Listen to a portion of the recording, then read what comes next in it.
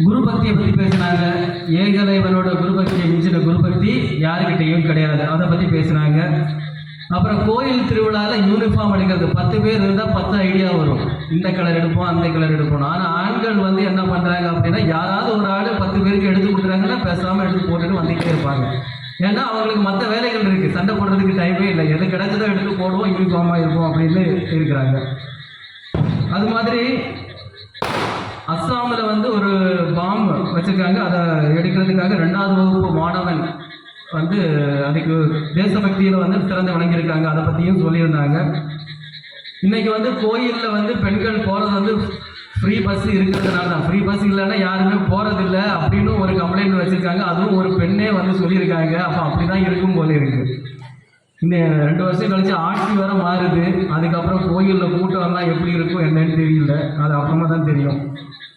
செருப்பு வந்து ஆண்கள் இடத்துல இல்லை, கோயிலில் போனால் செருப்பில் கவனம் செலுத்துறது பெண்கள் தான் அப்படின்னு சொல்கிறாங்க. அது எப்படின்னு தெரியல, அப்படி தான் இருக்குமோ? எல்லாரும் சிரிக்கிறத பார்த்தா அப்படி தான் இருக்கும் போல இருக்குது.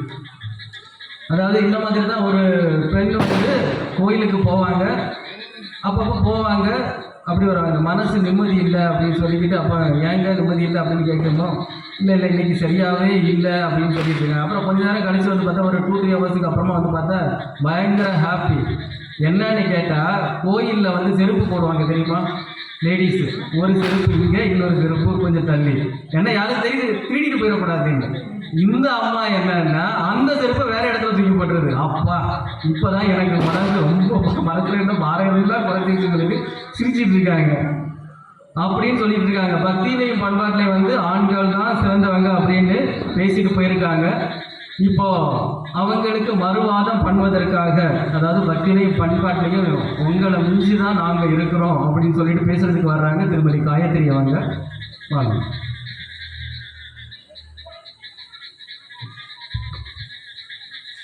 அவையோருக்கு வணக்கம். ஐயா, பக்தினா என்னன்னு தெரிஞ்சிருந்தா அதை யார் பின்பற்றாங்கன்னு தெளிவா புரிஞ்சிருக்கும்.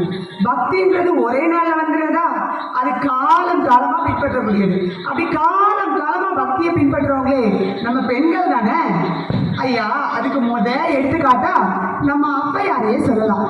ஔவையார் விநாயகருக்கு பூஜை பண்ணிட்டு இருக்கும் போது கைலாயத்துக்கு போகணும்னு ஆசைப்பட்டிருக்காங்க. அப்போ அவர் வந்து விநாயகருக்கு பாடின பாடல் தான் விநாயகரகவர். அதுதானே ஐயா இன்னமும் நம்ம எல்லாத்துக்கும் முதல்ல எடுத்து பாடிக்கிட்டு இருக்கோம். தெரியும் ஐயா, 2 லைனும் பாடுங்களேன் பார்ப்போம். சீரக்களப செந்தாமரைப்பும் பாதச்சிலம்பு பலைசை பாட பொன்னர் ஞானம் பூந்துகிலாடையும் வண்ண மருங்கில் வளர்ந்தழகிரிப்ப பேழை வயிறும் பெரும்பார கோடும் வேள முகமும் விளங்கு செந்தூரமும் 5 கரம். போதுமா நம்பிட்டோம். ஐயா, அந்த பூஜையினுடைய வலிமையால தானே விநாயக பெருமானே தன்னுடைய தும்பிக்கையால சேரமான் பெருமாள் நாயனாருக்கும் சுந்தரமூர்த்திக்கும் முன்னாடியே ஔவையாரை எடுத்துட்டு போய் கைலாயத்துல விட்டுருக்காங்க. அப்பேற்பட்ட ஔவையார் ஒரு முறை ஒரு ஊர்ல நடந்து போய்கிட்டு இருக்கும் போது இடைப்பாற இடம் தேடி இருக்காங்க. அங்க ஒரு கோவில் கூட இல்லை. உடனே ஒரு எழுத்தாணி எடுத்து எழுதுறாங்க, கோவில் இல்லாத ஊர்களில் குடியிருக்க வேண்டாம். இன்னும் கொஞ்சம் தூரம் போறாங்க, பசின்னது ஒரு அம்மா அவங்களுக்கு கொஞ்சம் சாப்பாடு கொடுக்குறாங்க. உடனே எழுதுறாங்க, கோவில் இல்லாத ஊரில் கூட குடியிருக்கலாம், ஆனால் குணவதி இல்லாத ஊரில் குடியிருக்க வேண்டாம். அவ்வளவு பெருமைங்கய்யா நம்ம பெண்களுக்கு. ஐயா, ஒன்றும் இல்லைங்க ஐயா, ஒரே வித்தியாசம் தான் நம்ம ஆண்கள் இருக்கிற வீட்டுக்கும் பெண்கள் இருக்கிற வீட்டுக்கும். பெண்கள் இருக்கிற இடத்துல வீட்டுல குப்பையை தேடணும் இல்லையா, ஆனா நம்ம ஆண்கள் மட்டும் இருக்கிற இடத்துல குப்பையில ஐயா வீட்டையே தேடணும். அப்படி ஒரு சூழ்நிலையில நம்ம இப்ப வாழ்ந்துகிட்டு இருக்கோம்.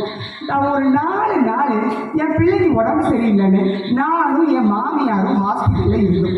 திரும்பி வந்து பார்த்தா அது வீடா இல்ல பூத் பங்களாவான்னு எனக்கே ஒரு நிமிஷம் சந்தேகம் ஆயிடுச்சுங்க. ஐயா, ஒரு ஆண் நினைச்சா வீடு கட்ட முடியும், ஆனா அந்த வீட்டையே கோவிலாக்குற சக்தி நம்ம பெண்கள் கிட்ட தானே இருக்குது. எதிரடியில சொன்னாங்க, பெண்கள் தலை வச்சு போட்டா அழிவுன்னு. ஐயா, எனக்கு ஒரு சந்தேகம், தம்பி அஸ்வினெல்லாம் பூஜை பண்ண மாட்டா, எப்படியும் பூஜை பண்ணுவாங்களான்னு எனக்கு சந்தேகம் இருந்துச்சு. ஆனா இப்பதான் தெரியுது அவங்க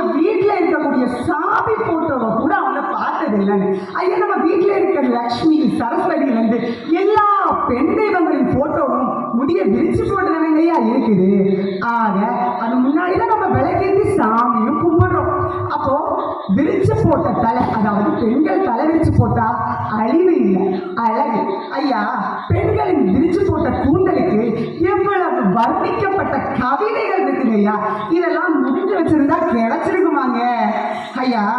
இன்னும் கூட பெண்கள் எப்பவும் தலை விரிச்சு போட்டு திரிகிறாங்க, நீங்க அழகு குற்றம் சொல்லிக்கிட்டே இருக்காங்க. ஆனா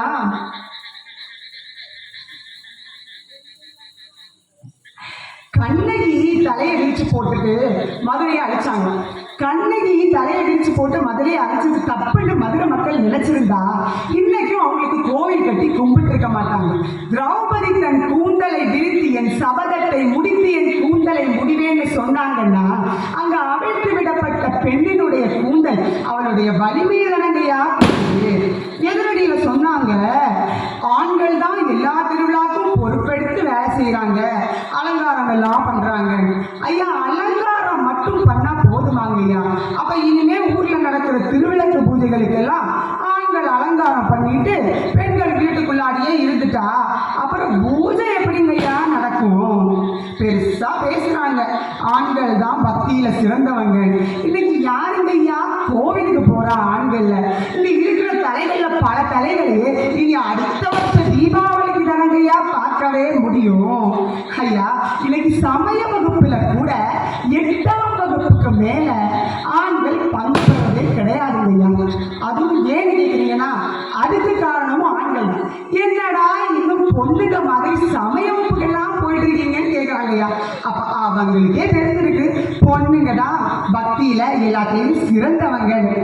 ஐயா எதிரணியில சொல்லலாம், ஆண்கள் தேச பக்தியில சிறந்தவங்க, அதனாலதான் ராணுவத்துல இணைஞ்சு போர் செஞ்சுட்டு இருக்காங்க. இன்னைக்கு கோடி கணக்கில் ஆண்கள் வந்து போர் செய்தாலும் அன்னைக்கு தான் பெற்ற பிள்ளைய முதுகில போட்டுட்டு போர் செஞ்சாலே ஜான்சி ராணி லக்ஷ்மிபாய் அவளுடைய தேச பக்திக்கு ஈடாகும் ஐயா இவங்க பக்தி எல்லாம்.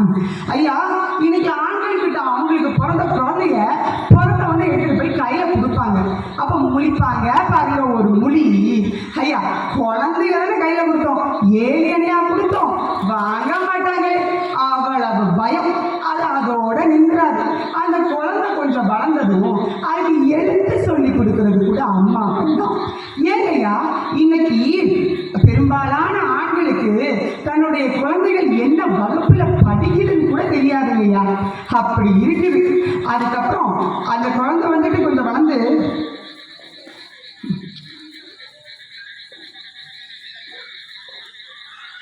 பிள்ளைகளுக்கு எழுத்து கூட சொல்லி கொடுக்காதவங்களையா பக்தியை பத்தி சொல்லி கொடுக்க போறாங்க. ஐயா பெண்களுடைய பக்தி பெருசா பேசப்படலைங்கிறதாங்க ஐயா உண்மை. எப்படின்னு கேக்குறீங்களா? இப்போ பெண்களுடைய குங்குமத்துக்காக எதிர்த்து செய்யப்பட்டாங்களே ஆபரேஷன் சிந்து, அதை தலைமை தாங்கினது கூட 2 பெண் ராணுவ வீராங்கனைகள் தான்றது இங்க இருக்கிறவங்க எத்தனை பேருக்கு தெரியும்னு எனக்கு தெரியாது. அப்படி ஒரு ஆபரேஷன் சிந்து மட்டும் நடக்கலைன்னா இன்னைக்கும் அப்படி 2 பெண் ராணுவ வீராங்கனைகள் இருந்தாங்கன்றதை யாருக்கும் தெரிஞ்சுக்காதீங்க. எவ்வளவு நாள்கள் தான் ஆணினுடைய வெற்றிக்கு காரணம் பெண்ணுன்னு சொல்லிக்கிட்டு இருக்கீங்க. ஐயா ஆண்களின் வெற்றியே பெண்கள் தானே. ஒரு பெண் துணை இல்லாத ஆணினுடைய வாழ்க்கை உப்பில்லாத சாப்பாட்டுக்கு சமங்கையா. அதுல சூடும் இருக்காது, சோரணையும் இருக்காது. ஐயா நீங்க நினைக்கலாம் என்ன பக்தியே போய்கிட்டு இருக்குது, தலைப்புல பண்பாடு தூங்கிக்கிட்டு இருக்குதான்னு. அப்படி இல்லைங்க, பண்பாடு இன்னைக்கு ஆண்கள் கிட்ட இல்லவே இல்லை. இன்னைக்கு எங்கேயா இருக்கு பண்பாடு? பண்பாடு என்பது ஒரு நாட்டு மக்களின் இதயங்களிலும் உள்ளங்களிலும் இருப்பது காந்தி சொல்லியிருக்காரு. இன்னைக்கு ஆண்கள் கிட்ட எங்கேயா இருக்கு பண்பாடு? அதுவும் எது இப்ப பண்பாடு? ஒரு ஆண் கிழிஞ்ச ஜீன் போட்டுட்டு போனா அதுல அவங்களுக்கு எந்த ஒரு பிரச்சனையும் இல்லை. ஆனா ஒரு பொண்ணு ஜீன் போட்டுட்டு போனாலே அது கலாச்சார சீர்கேடாம், பண்பாட்டு ஒழுங்கின்மையா. ஐயா நாங்க ஜீன் போடுவோம், ஆனா அதை எங்க போடணும்னு எங்களுக்கு ஒரு பதட்டறிவு இருக்குதுங்க. நாங்க யாரும் கோவிலுக்கெல்லாம் ஜீன் போட்டுட்டு போறது இவ்வளவு ஏங்கயா. இன்னும் சில இளைஞர்கள் கோவிலுக்கு வராங்கன்னா சாமியை பார்க்கவா நல்ல பட்டுப்பாவாடை தான் போட்டுட்டு சாமி சில மாதிரி நடந்து வர எங்க இளம் பெண்களை பார்க்கத்தானுங்கய்யா. ஐயா எல்லாரும் சொன்னாங்க ஆண்கள் வந்து பட்டை அடிச்சிருந்தாங்க, நெத்தி நிறைய பொட்டு வச்சிருந்தாங்க. அவங்கய்யா இன்னைக்கு இருந்த ஆண்கள் வந்து கோவிலுக்கு போறாங்களோ இல்லையோ நெத்தி நிறைய பட்டை அடிச்சிருந்தாங்க. இப்ப இருக்கிற ஆண்களும் பட்டை அடிக்கிறாங்க, ஆனா அது நெத்தியில இல்லை, அதுக்கும் ஒரு படி மேல போய் தலையில அடிச்சுக்கிறாங்க. இங்க பச்சை, இங்க மஞ்சள், இங்க சிகப்புன்னு அப்படியே டிராபிக் சிக்னல் மாதிரி கலர் கலரா எரியுங்கய்யா. அவங்களுக்கு ஒரு பேரு கூட இருக்குங்கய்யா, பிள்ளைங்கோன்னு. ஐயா அவங்க போடுவானுங்க பாருங்க ஒரு செருப்பு, அதை கலட்டி விட்டா நாய் கூட தூக்காதுங்கய்யா, அப்படி இருக்கு இப்ப ஆண்களுடைய பண்பாடு. ஐயா முன்னாடி இப்போ நம்ம தம்பி அஸ்வின்லாம் சொன்னாங்க, எல்லாருமே சொன்னாங்க ஆண்கள் வந்து தான தர்மத்துல ரொம்ப சிறந்தவங்களா இருக்கும், பெண்கள் வந்துட்டு தான தர்மமே பண்றது இல்லை, அவங்களும் தான தர்மம் பண்ற மாட்டாங்க, அப்புறம் பண்றவங்களையும் பண்ண விட மாட்டாங்க. ஐயா இன்னைக்கு எதை வேணா கொடுக்கலாம், ஆனா இப்போ போர் நடந்துச்சு சமீபத்துல, அப்போ உயிரை விடையும் விலை மதிப்பான தாய்ப்பாலை ஃப்ரீஸ் பண்ணி தானமா கொடுத்து அத்தனை குழந்தைகளின் பசியை போக்கி அவங்க உயிரை காப்பாற்றினாங்களே தாய்மார்கள், அவங்க எல்லாம் ஏன் இவங்க கண்ணில் படலைன்னு எனக்கு தெரியவே இல்லைங்கய்யா. நிறைவா ஒன்று சொல்லிக்க விரும்புறீங்க, கிளைக்கு பெருமை இருக்கலாம், காய்க்கு சிறப்பு இருக்கலாம், அது கனியாகி பயன்படலாம், ஆனால் வேரை அழுக விட்டு விட்டு எந்த ஒரு மரத்தையும் உங்களால் காப்பாற்ற முடியாது. ஐயா பெண்களுடைய பக்தி மரத்தினுடைய ஆணிவேர் போன்றதுங்கய்யா. இந்த 21ஆம் நூற்றாண்டில் தொழில்துறையில் மட்டுமல்லாது பக்தியிலும் பண்பாட்டிலும் சிறந்தவர்கள் பெண்கள் தான் என்று கூறி வாய்ப்புக்கு நன்றி பாராட்டி விடைபெறுகிறேன். நன்றி, வணக்கம். இருக்கோம் பக்தியிலையும் பண்பாடு அப்படின்னு இருக்காங்க. அப்புறமா எல்லா தெய்வங்களும் தலையை விரிச்சு போட்டுட்டு தான் இருக்கு, அதனால நாங்களும் தலையை விரிச்சு போட்டுட்டு தான் இருப்போம். இந்த கூட்டத்தில் பார்த்தாலே தெரியும், வயதானவங்க எல்லாம் தலையை முடிஞ்சு வச்சிருக்காங்க, வயசு கம்மியானவங்க எல்லாம் என்ன பண்ணியிருக்காங்க, முடிய பரபரான்னு விட்டுட்டு இருக்காங்க. ஏன் பாருங்க, நீங்களே பாருங்க, வயசானவங்க எல்லாம் தலையை முடிச்சு வச்சிருக்காங்க, வயசு கம்மியானவங்க எல்லாம் முடிய என்ன பண்ணிருக்காங்க, பரபரான்னு வச்சிருக்காங்க. வீட்டுல வந்து பாட்டி திட்டுவாங்க, சாயங்காலம் தீபம் ஏத்த முடிய முடிஞ்சு தீபம் ஏத்து, கோயிலுக்கு முடிய பரபரான்னு முடிச்சு வச்சுட்டு கோயிலுக்கு போவோம், திருவிழாக்கு போறீங்க முடிய என்ன பண்ண கொண்டு கோயிலுக்கு போங்க, பரபரான்னு போகாதீங்க. ஏன் அதுலயும் ஒரு பண்பாடு இருக்கு. நம்ம தலையை வந்து இப்போ பெண்கள் வந்து கோயில்ல மொட்டை போடக்கூடாது அப்படின்னு ஒரு ஐதீகம் இருக்கு, யாருக்காவது தெரியுமா? இப்போ கோயில்ல மொட்டை போடணும் அப்படின்னு வேண்டுனா கூட பூமுடி தான் கொடுப்பாங்க. இப்போ எதாச்சும் நீங்க திருப்பதிக்கு போனீங்கன்னு வச்சுக்கோங்களேன், மொட்டை போடணும்னா அப்படின்னு கொஸ்டின் கேட்பாங்க, பூ போடுறீங்களா இல்லை மொட்டை போடுறீங்களா அப்படின்னு கேட்டுட்டு தான் எடுப்பாங்க. அப்படின்னா பெண்களுடைய தலை வந்து லட்சுமி குடியிருக்கிறாங்க. இன்னைக்கு வச்சுக்கோங்க, லட்சுமி எப்ப குடியிருப்பா அப்படின்னா நீங்க எப்ப தலையை முடிஞ்சு வச்சிருக்கீங்களோ அந்த நேரத்துல மட்டும்தான் லட்சுமி வந்து உங்க தலையில குடியிருப்பாங்க. அதனாலதான் வயசானவங்க என்ன சொல்றாங்க, விளக்கு பூஜை பண்ணும்போது இருந்தாலும் சரி, சாமி கும்பிடும் போதா இருந்தாலும் சரி, தலைமுடி என்ன பண்ணக்கூடாது, பரபரன்னு போட்டுட்டு போகக்கூடாது அப்படின்னு. அதுக்கு இன்னையில இருந்து நீங்க என்ன பண்ணணும், லட்சுமி கடாட்சம் உங்க இடத்துல இருக்கணும் அப்படின்னா என்ன பண்ணணும், தலையை வந்து முடிஞ்சு வச்சுக்கணும். இது ஒரு நல்ல கருத்து, யாருமே இனி தலையை விரிச்சு போடாதீங்க. எல்லா ஆண்களுக்கு வெற்றிக்கு பின்னாடியும் பெண்கள் தான் இருக்கிறாங்க. அதனால ஒரு ஆண் வந்து வெற்றி அடைஞ்சாலும் அதுக்கு பேக்கர் சைட்ல இருந்து நாங்க தான் வேலை பார்த்துட்டு இருக்கோம், அதனால பண்பாட்டெல்லாம் நாங்க தான் வளர்த்துக்கிட்டு இருக்கோம் அப்படின்னு பேசியிருக்காங்க. ஜீன்ஸ் அழகா பேசுனாங்க, இவங்களுக்கு ஜீன்ஸே தெரியாது, பசங்க மட்டும்தான் ஜீன்ஸை போட்டுட்டு போறாங்க. அன்னைக்கு ஒரு கோயிலுக்கு போயிருந்தேன் சென்னையில், அப்போ ஒரு அப்பச்சி வந்து என்கிட்ட கேட்குறாங்க, பிள்ளையே பைசா இருக்குண்ணா அப்படின்னு. நாங்கள் எதுக்கு பாட்டி கேட்குறீங்க, அது பஸ்ஸுக்கு போகணும். ஏன் எதுக்கு, பஸ்ஸுக்கு தான் நீங்கள் கொண்டு வந்துருப்பீங்களா அப்படின்னு கேட்டேன்.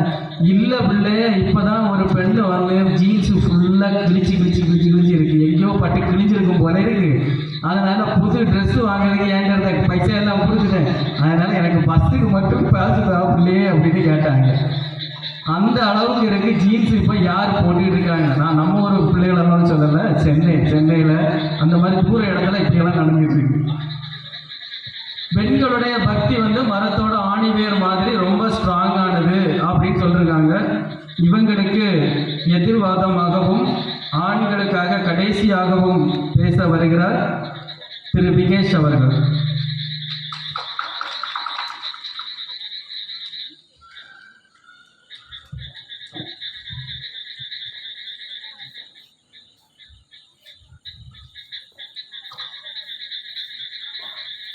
ஊர் பொதுமக்களுக்கும் என்னோடு பேச வந்திருக்கும் பேச்சாளர்களுக்கும் நடுவருக்கும் வணக்கம் கூறி, பக்தி மற்றும் பண்பாடு இரண்டிலும் ஆண்கள் தான் சிறந்தவர்கள் என்றும் உண்மையை பேச வந்துள்ளேன். நோட் பண்ணி உண்மையை பேச வந்துள்ளேன். நோட் பண்ணிட்டு தான் இருக்கேன், பேசுங்க. பெண்ணுள் ஆணும் ஆண்ணுள் பெண்ணும் அன்னர வகுத்த அருட்பெரும் ஜோதி. அதாவது ஆணும் பெண்ணும் பக்தி மற்றும் பண்பாட்டில் சரிநிகர் சமமாக படைக்கப்பட்டுள்ளனர். இதை வள்ளலார் அவரது அகவலில் அழகாக எடுத்து வைத்துள்ளார். அதாவது ஒரு ஆணிற்குள் பெண்ணும் ஒரு பெண்ணிற்குள் ஆணும் இணைந்தே படைக்கப்பட்டுள்ளனர். ஐயா, நீங்க பார்க்கலாம், என்னடா ஆண்களா பெண்களான்னு பார்க்க சொன்னா இவன் பார்த்தது ஆண் பெண் சமம்னு பேசிட்டு இருக்கானே அப்படின்ட்டு எடுத்ததுமே அடிக்கிறதுக்கு நாங்கள் என்ன பெண்கள் அடியினரா? நாங்கள் பண்பாடு மிக்கவர்கள், கொஞ்சம் டீசன்ட்டும் கூட, கொஞ்சம் புகழ்ந்துட்டு பின்னாடி அடிக்கலாங்க ஐயா. அப்புறமா பெண்களுக்கு பசி 2 மடங்கு, கூச்சம் 4 மடங்கு, துணிச்சல் 6 மடங்கு, காதல் உணர்வு 8 மடங்கு. ஆண்களை விட அதிக முடியாது. மறுபடியும் பார்க்குறாங்க, என்னையா இன்னும் பெண்கள் பேசிட்டு இருக்கான், டாபிக்கெல்லாம் மாற்றி படிச்சுட்டாரா அப்படின்னு. இல்லை தமிழ்நாடோட தத்துட்டானிக்கு ஏதாவது குடிச்சுட்டு வந்துட்டானா அப்படின்னு நினைக்காதீங்க ஐயா, அதெல்லாம் கிடையாது. இதெல்லாம் சாணக்கியர் சொன்னது. இந்த மேலே குறிப்பிட்ட எல்லா பெண்களுக்கு வேணால் அதிகமாக இருக்கலாம், ஆனால் பக்தியோ பண்பாடோன்னு வந்தாச்சுன்னா அது ஆண்களுக்கு 16 மடங்கு அதிகம் ஐயா. அப்புறமா நம்ம தங்கச்சி சொன்னாங்க, அவங்க குப்பையில வீட்டை தேடினாங்களாமா. ஏயா தலைப்ப சுத்தம் சுகாதாரம் எல்லாம் மாற்றி வச்சிருக்கீங்களா? குப்பையை பற்றி எல்லாம் பேசிட்டு இருக்கிறாங்க. சரி, அதை விடுங்க, வீட்டை கோவில் ஆகிறதே நாங்கள் பெண்கள் தான் அப்படின்னு. ஐயா, கோவிலுக்கு போயிருக்கீங்களா ஐயா? கோவிலுக்கு போயிருக்கீங்க? போயிருக்கேன், டெய்லியும் போகிறேன். கோவிலுக்கு எதுக்கு போகிறோம்? ஒரு அமைதி, ஒரு நிம்மதி.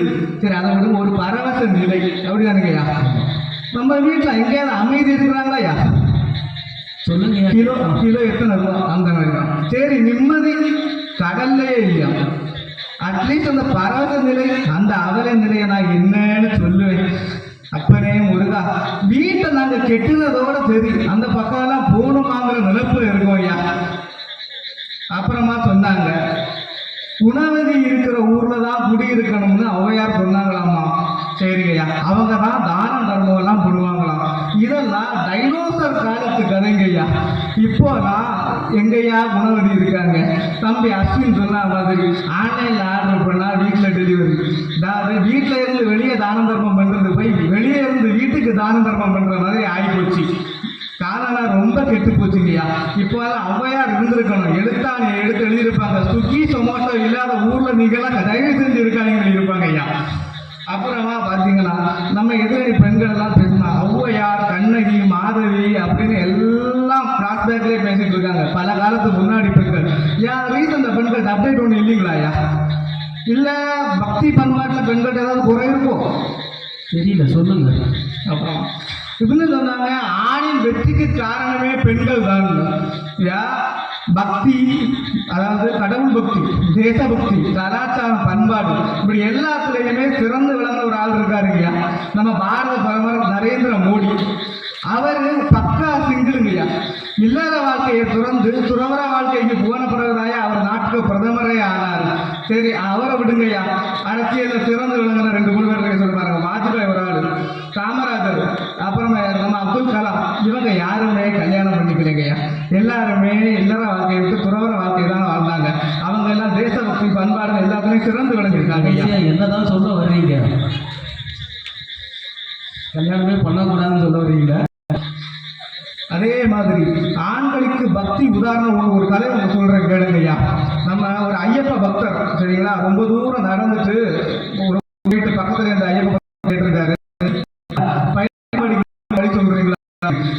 பக்தர் இவரை மேலே பார்த்து, நீங்க 18 முன்னாடி 18ஆம் படி கேட்குறீங்களே, உடனே 20 வருஷமா சபரிமலைக்கு எனக்கு பிறவி சொல்லிட்டு உடனே இவன் ஏறி போயிட்டு ஐயா பாருங்க ஐயா குழந்தை மாதிரி தரிசனம் பண்ண ஒரு பரவ தரிசனம் பண்ணிட்டு இருக்காரு.